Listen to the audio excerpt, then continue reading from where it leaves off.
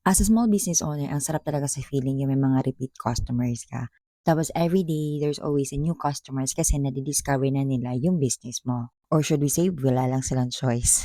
Pero to be honest, everyday, I always thankful to God and everyday na-overwhelm ako kasi syempre, unti-unti nakikilala na tayo.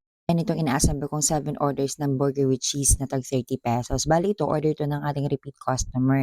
Nung second time kasi siya nung bumili, hiningi niya yung account ko sa Blue App para nga daw 'pag mag-o-order siya magcha-chat na lang siya tapos ire-ready na lang for pick up. Hindi naman din ako makapag-offer ng for delivery kasi nga wala namang available na puwedeng mag-deliver. So, yung puwede lang is mga pick up orders. Itong burger grill pala namin is tamang laki lang siya. So, 'pag ganitong mga more than 5 na orders, inuuna namin niluluto yung patty tapos sinusunod na lang yung tinapay. Kasi yung tinapay iniinit lang naman siya, eh.